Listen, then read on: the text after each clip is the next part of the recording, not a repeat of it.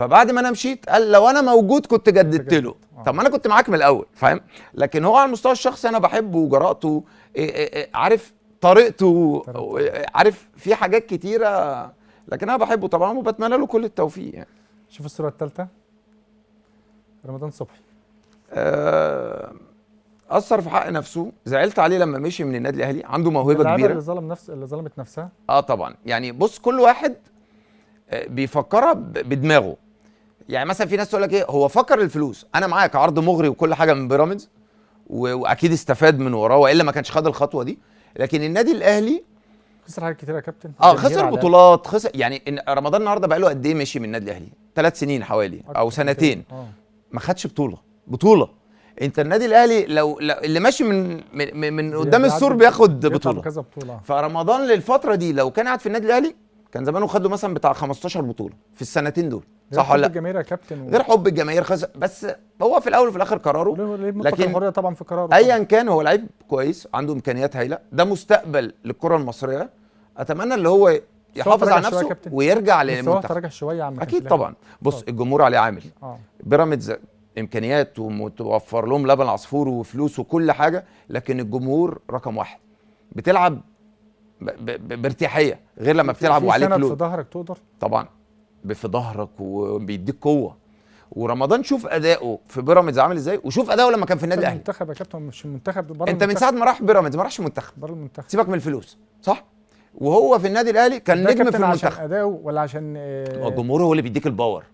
انت هنا خلاص ريلاكس، بلعب بارتياحيه. ولا عشان في احمر وابيض في الاختيارات في المنتخب؟ لا بص منتخب مصر بعيد عن الاحمر والابيض بيبقى فيه توازن، بيحاول يعمل توازن. لا انا مصلحتي في كل شيء، فمصلحه مصر في كل شيء لازم مدرب المنتخب ايا كان مصري او اجنبي. انت يا كابتن بعد الاعلاميين اللي الاعلاميين بيضغطوا دايما مع لعيبه الاهلي والزمالك، لكن مفيش اعلامي واقف في ظهر رمضان صبحي. بس عايز اقول لك على حاجه، كل الناس والنقاد كل الناس زعلانه على رمضان. ليه؟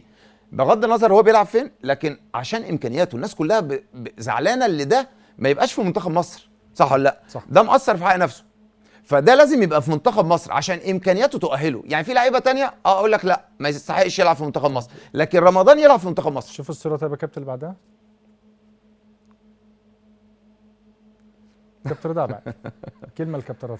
انا بحبه جدا، ده حبيبي انت بتحب الناس كلها يا كابتن. انا الحمد لله ماليش خصومه مع حد يعني. بس احنا عايزين نوصل تعليق للجماهير. انا بقول له اهدى شويه، بس الناس كلها طبعا في ناس كتيره زعلانه منه، لكن عايز اقول لهم اللي ده خلاص دي طريقه الكابتن رضا، وكابتن رضا ليه وجهه نظر، فهو من حقه اللي هو يقولها، اللي يزعل يزعل بس. لكن الكابتن رضا ده نجم كبير يعني، وانا بحبه جدا يعني. كابتن معتز هنطلع فاصل ونرجع لكم تاني. عاوز محمد، ومين اللي قال لي مع المستشار ان احنا اتكلمنا عليه او عرضنا صوره؟ ده فندم ازاي نبقى ببرنامج ونعرض صوره وحد يبلغه؟ ازاي يا استاذ محمد؟ هيعمل مداخله ازاي طيب؟ يعني ارجع احاول نستقبل مداخله؟ ورجعنا لكم تاني اعزائي المشاهدين، ومعانا اتصال هاتفي.